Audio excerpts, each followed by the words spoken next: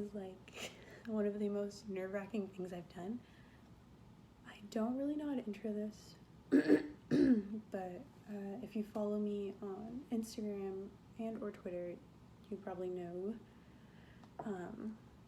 that I've been wanting to open up about something that I've been dealing with for the past 4 years of my life.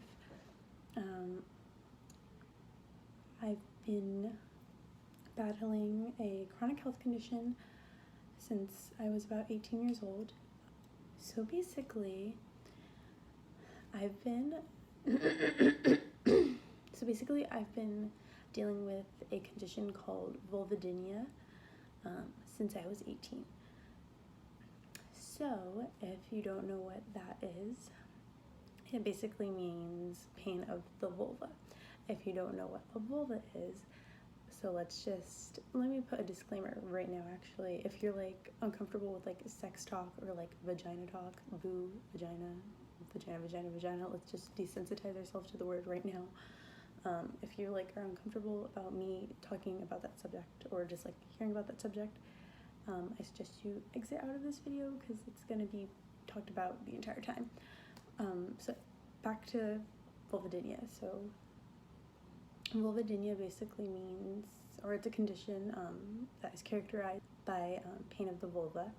And if you think of the vagina, your vulva is like the opening area, like the fleshy part, I guess, of the opening part, not the fleshy part, the opening of your vagina. There we go, if you have one. It can feel like burning or like just general irritation or itching or all three. For me, if I had to describe it, I would say that it feels like being cut with knives and then having salt and or acid poured into the wounds, whichever elicits a better like idea for you. So as you can imagine, that isn't fun for me because it is like such a, I don't want to say taboo, but like no one's over here like screaming about their vaginal issues. It's also a very isolating condition to have. I don't want to cry this early on. I guess I'll just talk about how it all started and why it happened and like I guess my journey with it. If I look over here, it's because I have like my notes. So essentially at the age of 17, I became sexually active about 4 months before my 18th birthday. So yeah, and then by the time I turned 18, I was thinking like, okay, I should probably get on like some type of birth control method, like besides condoms. So I sought out birth control pills. I went to my primary physician and she gave me the prescription for Cresel, which is just like a standard birth control pill. And I should make a note, before the age of 18 and like before taking the pill really, I was completely fine. I never had any issues. I never had this condition. Like I was completely fine. Sex didn't hurt, putting in tampons didn't hurt, I didn't hurt to sit. Anyways, yeah, so I was completely healthy in terms of like down there. And then so about, I want to say 3 to 4 months after I started taking the pill, sex started to feel a little uncomfortable. It wasn't enough to like make me want to like stop or like anything like that. It would just kind of be uncomfortable and then I would be left a little bit sore after, and I was just like irritated and I was like, okay, that's weird. It'll probably just go away on its own, you know, it's fine. So I think that went on for about like a month and a half or so. And then after a month and a half, it started like progressively getting more uncomfortable and I was like, okay, like I should probably go see a gynecologist. This is not normal. So I made my first gynecologist appointment with a nurse practitioner, and I told her my symptoms, like I was having burning during sex and just like I was just feeling mild irritation after and like soreness. And so within like 10 minutes, she's like, oh, you probably have a yeast infection. She does a test on me, test me for other STDs or whatever, and then prescribed me diflucan, which is like a standard yeast infection pill.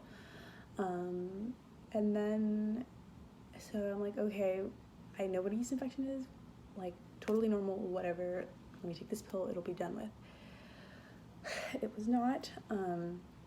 So I took the medication, and then I felt okay for like a week, and then the problems started up again. Went back, same thing, within 10 minutes, told her my symptoms, prescribed me diflucan, out the door. And this happened probably like 3 or 4 times, and mind you, each doctor's visit was $50. So I decided to call the doctor's office, and I was like, oh, I was just wondering if I could get my test results, you know, from like everything. And they're like, oh yeah, everything's all clear, like no infections came up, nothing. And I was like, okay, so should I still take the pill I was prescribed? And they were like, nope, you don't have to take it. And I was like, cool, thank you for not letting me know before. So essentially, I'll get into that later, but that's like a big problem about just like dismissiveness within vaginal healthcare. Yeah, so after like $150 to $200 and like going back and forth with this doctor for about 3 months, I was left with the same problem, no answers, no hand to help me, I guess. Like, she didn't really reach out to help me or anything. It was kind of just like, sorry. I was like, cool, that's great. Yeah, this is about like 4 months of pain in, and then so I go to a different gynecologist because I was absolutely not going to see the same one as before. And I found another gynecologist. Same thing. She's like, oh, probably yeast infection. You probably need multiple rounds, blah, blah, blah, blah. This, that, the other. And I was like, okay, cool. And I was like, should I try like a different birth control? And she's like, yeah, that could be an option. At this point, I wasn't thinking like hormones causing any of these issues. I was just like, this is weird. But I was just figuring like maybe this birth control didn't agree with me and like was causing something. I don't know. So I switched to Nexplanon, which was terrible. If you don't know, Nexplanon is the insert that goes into your arm. And so that was not good. So basically I was just bleeding for a month and a half straight, still with the same pain, and it was actually getting kind of worse. And I was like, okay, I don't like this. So after a month and a half, I got the Nexplanon removed, and I was still taking like diflucan or whatever they were prescribing me at the time. And then so I switched to NuvaRing, still thinking that maybe these birth controls are just not agreeing with me. I don't know, maybe like the ring will be better. I probably felt okay-ish for maybe 2 weeks, which is like the longest I felt okay, but you'll notice a trend. The burning came back, and I was like, what the hell? And at this point, it started not being just during, with like, it wasn't just during sex, it was just like kind of like a mild burn constantly. And I was like, this isn't right, I'm going back. So at this point, I'm on doctor number 2. I mentioned that I had like a suspicion, like, well, do you think that the hormones in the birth control could possibly be causing this issue? And she's like, oh no, probably not, like, I don't think so at all. And I was like, okay.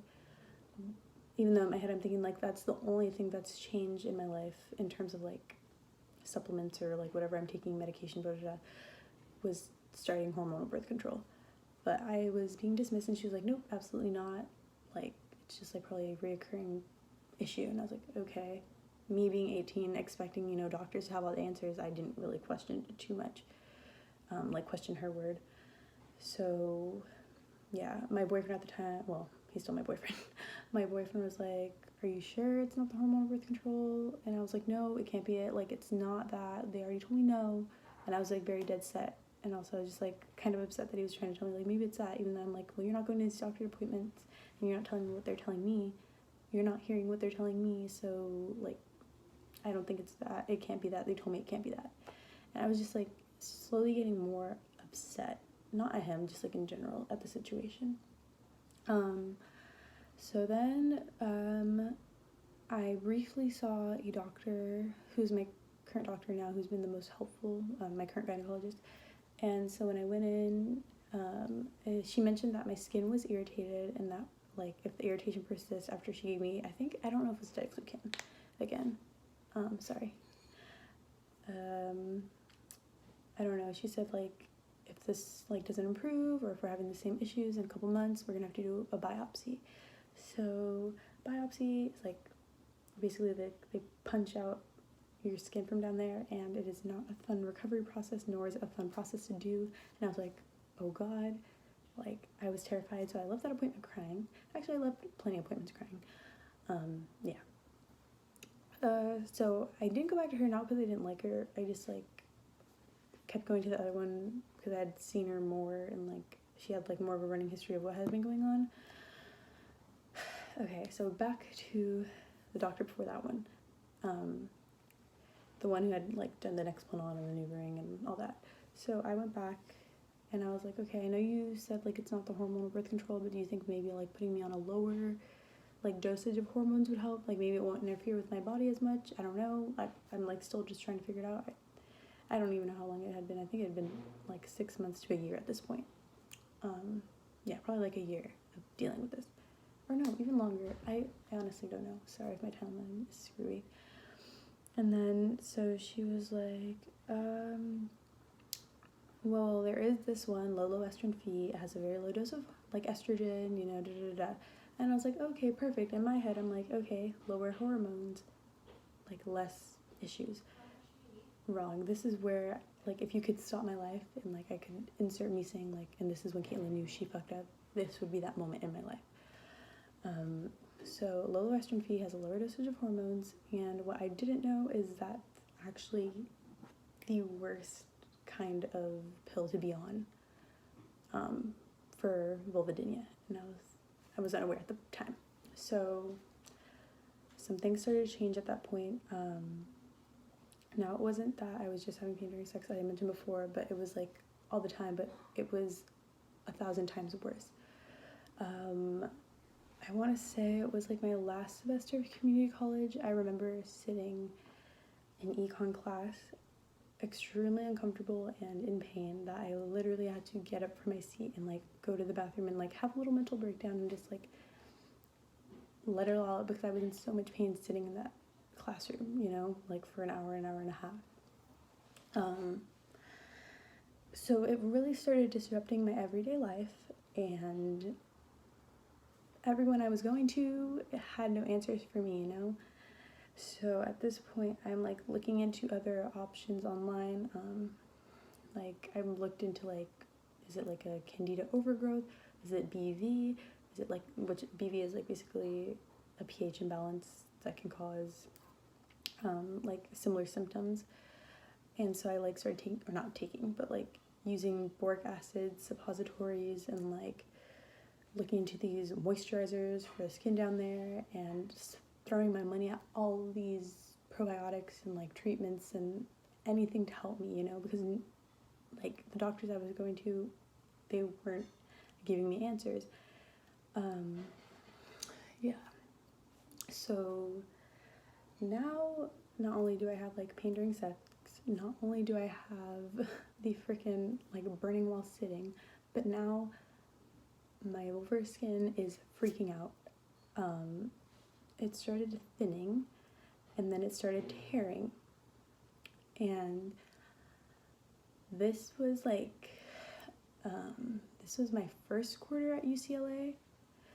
So, or my first or second quarter, I'm sorry, like I said, it was during my first year at UCLA. My skin is, like, tearing, burning, thinning, and I'm like, I don't know how much more I can handle. So, one night I was Googling, and this condition came up called lichen sclerosis. Basically, it's, like, the thinning, tearing, and scarring of your vulvar tissue, and it's, like, very scary looking, and the scarring puts you at a higher risk of vulvar cancer. So I, once again, just, like, had a breakdown, and my bed at night, just crying silently because my roommates were asleep at the thought of me possibly having this condition. And so I immediately like called my mom the next morning. I called my boyfriend and I had him pick me up, and like we somehow managed to get an appointment with my gynecologist, and I described my symptoms, and this isn't the current gynecologist, it's the one before that one. I'm sorry if this is so hard to follow. So yeah, as soon as I started describing what was happening, she's like, yeah, it sounds like lichen. And then so she examined me and she's like, okay, it doesn't look like lichen. And then that was kind of that. I think she prescribed me a steroid or some kind of cream to use to see if that would help. And at this point, I'm still on the low estrogen feed, like the birth control from hell, basically. So that wasn't really helping. And then I went to a gynecologist at UCLA through like our on-campus gynecology department. So I go in, tell her my symptoms, and saying like, yeah, I keep getting diagnosed with yeast infections, and like the treatments aren't working. And she's like, oh, like how often did you take it? How long were you suppressed? And I was like, what does that mean? Like suppressed like means like a continuous dosage of these yeast infection medications, like to basically wipe out everything, I don't know, whatever. And then I was like, I don't know, like they gave me like 2 rounds. She's like, no, you haven't been suppressed long enough. Like other gynecologists weren't doing it right. We're gonna suppress you for like X amount of months and blah, blah, blah. So she does the test on me, and all these other STD tests, and FYI, like they always came back clear, like nothing ever came up on them.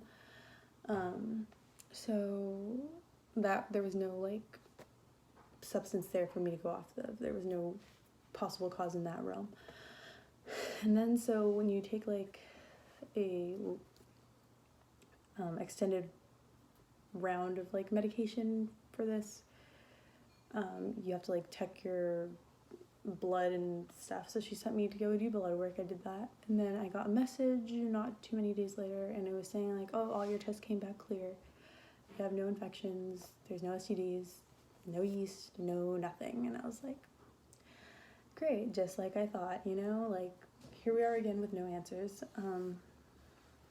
So at that point I messaged her back and I was like, okay, well, do you have any other idea of like what it could be? And she's like, no, like use lube. Sometimes birth control pills can cause like slight dryness. Just use lube and you'll be fine.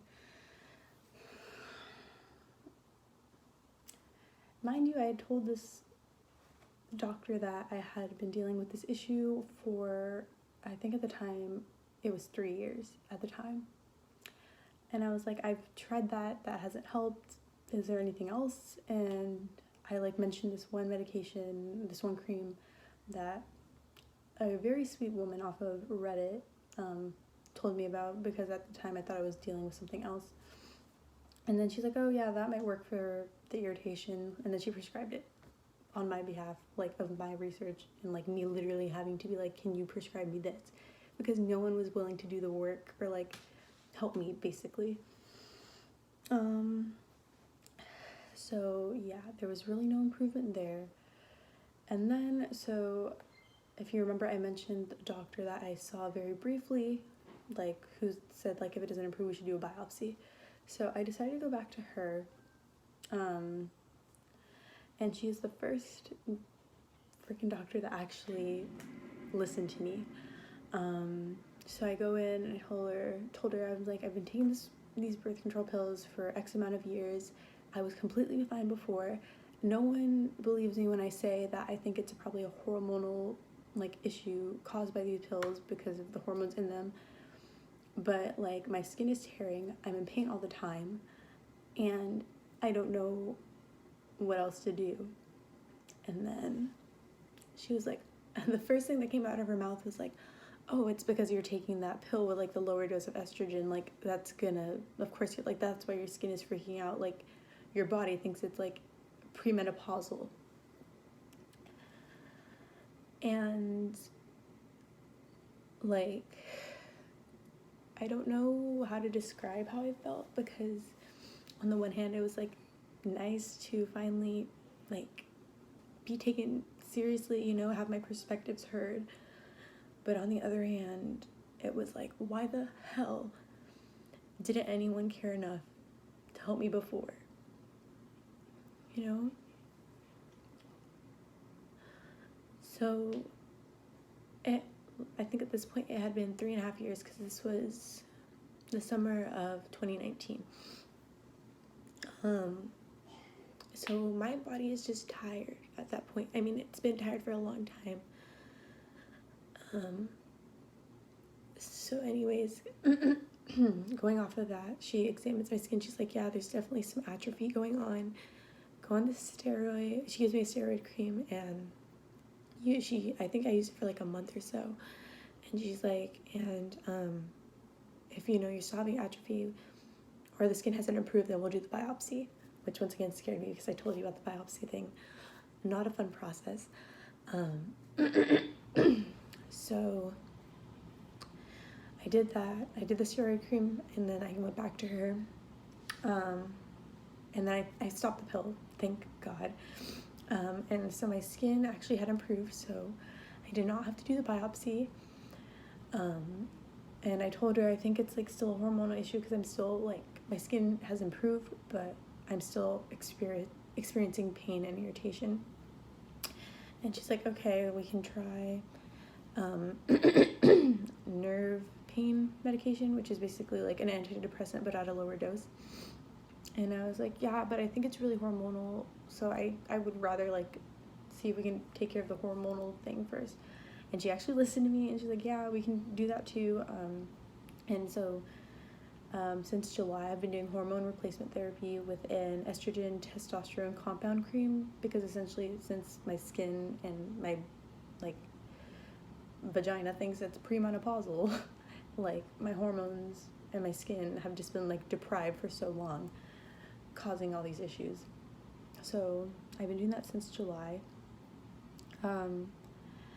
And I will say it's gotten better, but I'm not better. Like, I'm not cured. So now, well, it's kind of like getting to the next chapter of where I am now. After doing hormone replacement therapy with that cream, which is like about this big, it expires after a month, and it's $69 a tube. Yeah, I was feeling better, but like I couldn't be as consistent with it as I wanted to, because it's freaking expensive, you know? And the thing that pisses me off is that insurance like views this medication as cosmetic, because it's usually diagnosed to menopausal women that are like trying to cosmetically enhance their skin down there, which makes no fucking sense, because it's painful, you know? But that's a whole different topic. Like, the fucking healthcare industry is such a... Okay, regardless, whatever. So I'm seeing improvements, thankfully, and I'm feeling improvements, but the thing is, I have 1 week to 1.5 weeks of good, like, a-okay, like, I feel normal time, because, well, essentially, the week leading up to my period, I start feeling bad again. The week during my period, I feel bad, and then as my period, like, tapers out, I don't feel great. So leaving me with 1 week to 1.5 weeks of normalcy, or that was, like, for about maybe 2 months, because now we are kind of dealing with the constant not good times right now. So basically, I go back to my gynecologist, and I'm like, hey, so this is what's happening, and she's like, okay, so it sounds like you're like, it's cyclical. So because it's like your pain is basically aligned with like the ebbs and flows of your period, how about we try eliminating your periods altogether?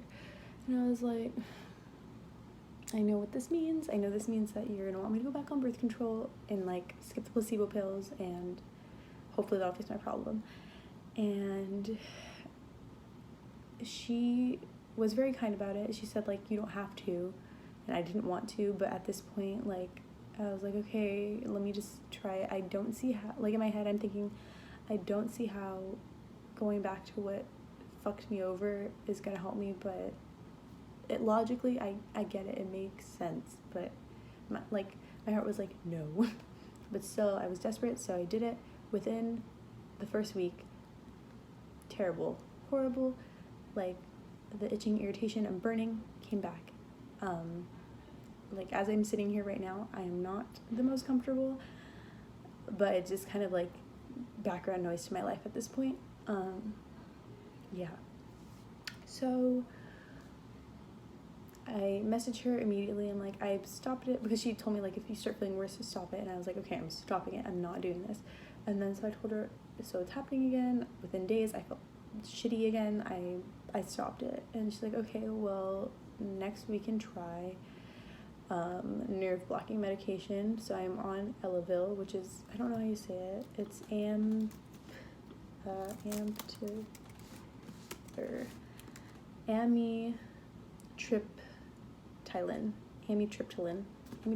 which is basically a nerve medication, an antidepressant, but in low doses it's used for nerve pain. So I just started that maybe 3 days ago.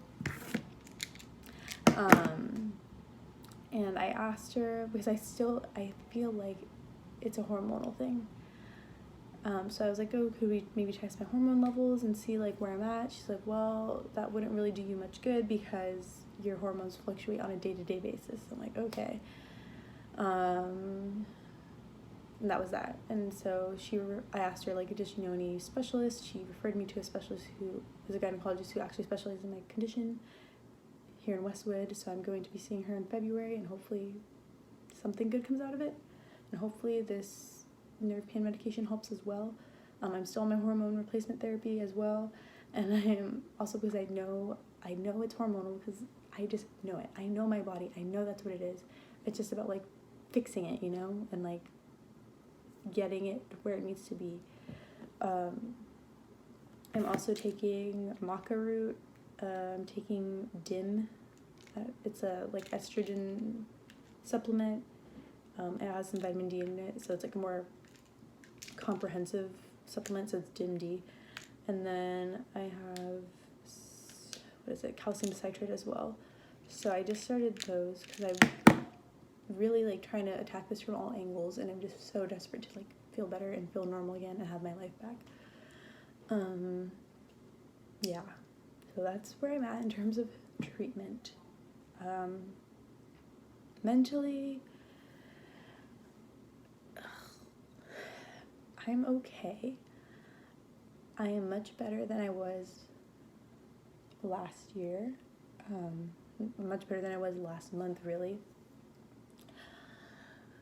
The thing with this condition is, like I said, it's not something that anyone's gonna be like, oh, my vagina hurts, you know, no one wants to talk about that. And, like, at my age, not saying, like, you can't be, like, sexually liberated at any other age, but, like, at my age, it feels like this is, like, everyone's sexual peak or whatever. I don't know how to explain it. I might not make any sense.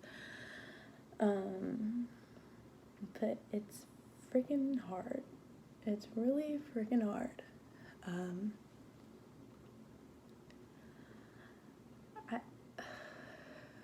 For a long time, I don't really feel like myself completely still, but for a long time I like just felt broken, you know, and there's still some days where I feel broken, you know, like my womanhood is at stake or something, and I don't know, it's kind of like there's a lot of uncharted territory. Like, there's so many possibilities with this condition, and there's no singular cure.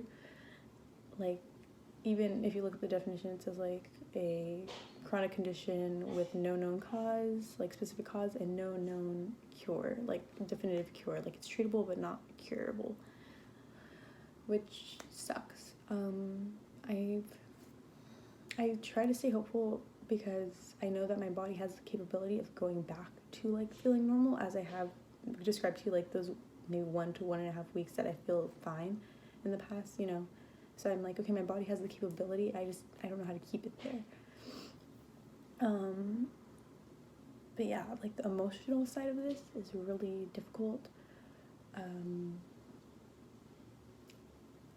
There's been a lot of nights where I've just cried.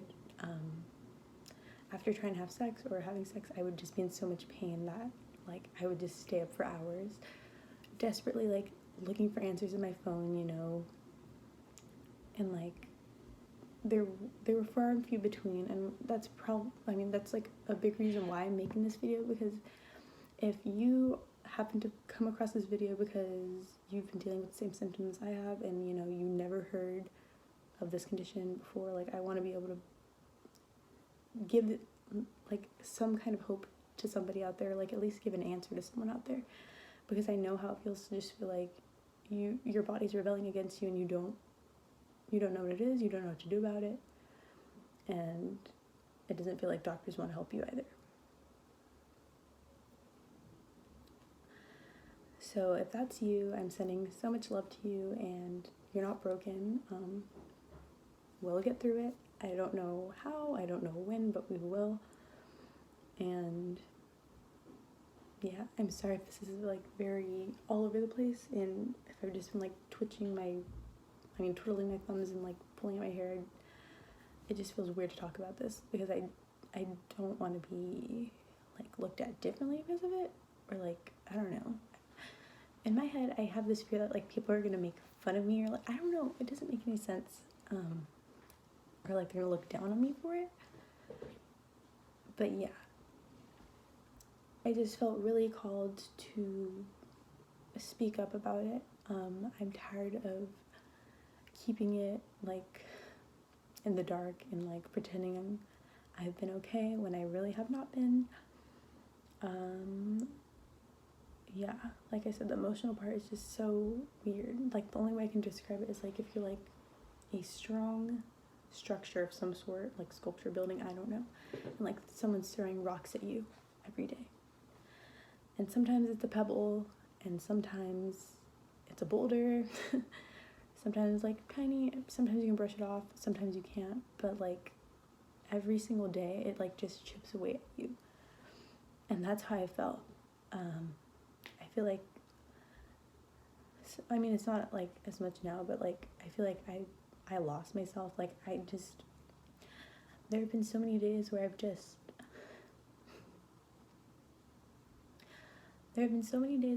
like laid on the couch, like not wanting to do anything, not wanting to talk to anybody, and just like wanting to scream, like, why me, you know?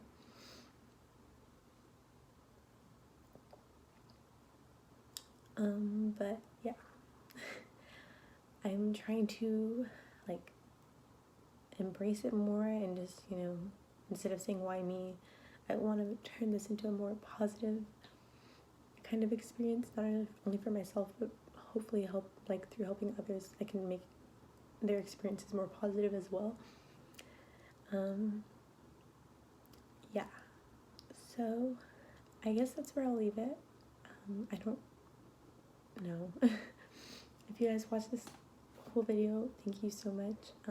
If you guys ever have any questions and want to talk to me because you're dealing with the same thing, or I don't know, just like it doesn't have to be this. If you're dealing like with something similar, we all have our own struggles, and I'd be happy to like talk to you, and hopefully we can help each other. Yeah, I'll leave it at that. Treat everybody with kindness. You never know what's going on in their lives, you know, behind closed doors. Regardless, we are all capable, and we'll get through whatever we're going through, because what is coming is also going, and we're stepping into better days. At least that's what I like to tell myself, and but I'm choosing to believe. I love you guys so much. I'll see you in my next video. It'll be more upbeat. I'll be posting more makeup. This is also a big reason why I've been gone, but I want to just get back into it and not let it hold me back anymore. See you guys later. Bye.